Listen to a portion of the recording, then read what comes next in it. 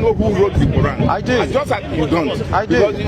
You don't know Shall who I wrote answer? the Quran. Shall I answer? You don't know who wrote the Quran. Shall I answer you? We have multiple eyewitnesses in the Quran. Hearing the Quran from the Prophet Muhammad sallallahu alaihi wasallam, writing down the Quran from the Prophet Muhammad sallallahu alaihi wasallam, discussing the Quran with the Prophet Muhammad sallallahu alaihi wasallam, the Quran being explained by the Prophet Muhammad sallallahu alaihi wasallam, the Quran being practiced by the Prophet Muhammad sallallahu alaihi wasallam and his companions. We have all of this with chains of narrations to eyewitnesses. His companions, Umar radiallahu anhu, Abu Bakr radiallahu anhu, Zayd bin Thabit, all of them were eyewitnesses to the Prophet Muhammad sallallahu alaihi wasallam, and they came together in the first year after the Prophet Muhammad sallallahu alaihi wasallam died, and they gathered the Quran between two copies. They appointed Zayd bin Thabit. Zayd bin Thabit, why did they appoint him? They said, because you're a young, intelligent man. You were a scribe of the Prophet Muhammad sallallahu alaihi wasallam. When the Prophet Muhammad sallallahu alaihi wasallam received revelation from the companions, he called was Zayd bin Thabit. Zayd bin Thabit came and wrote down the Quran.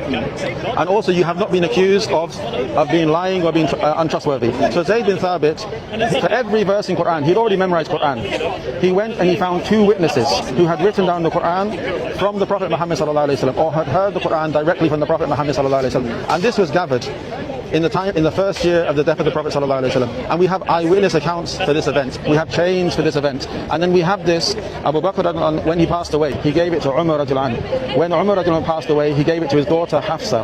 When the third Muslim Khalifa, Uthman, decided to make an official manuscript, he took the copy which Hafsa had, and he took Zayd bin Thabit, and they set up a council, and they made official manuscripts of the Quran. And these official manuscripts were copied multiple times and sent out to all the major districts. And when they were sent out with people who had memorized Quran. So for us, I will say it in a nutshell. The Quran was revealed in the lifetime of the Prophet Muhammad sallallahu alaihi wasallam. It was memorized in the lifetime of the Prophet Muhammad sallallahu alaihi wasallam. It was written down by scribes in the lifetime of the Prophet sallallahu alaihi wasallam. It was practiced and taught in the lifetime of the Prophet Muhammad sallallahu alaihi wasallam. And this has continued until today. We have hundreds of thousands of people who have memorized the Quran. So when I make a mistake in the Quran, a person listening, they can correct me.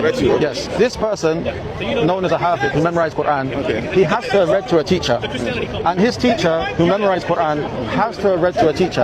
And we have the chains going back to the Prophet Muhammad sallallahu alaihi wasallam of the Quran, of the memorization of Quran. Therefore, we have the Quran preserved in manuscript, and we have the Quran preserved by hearts. Also, the Quran in the month of Ramadan, in all masjids, or the vast majority of masjids, the whole Quran is recited from beginning to end, from memory. So from the time of the Prophet Muhammad sallallahu alaihi wasallam until today, the Quran has been constantly recited openly. So even if a person makes a mistake, he's corrected like that. Okay. So that's why our book is reliable and an authority, and yours is not.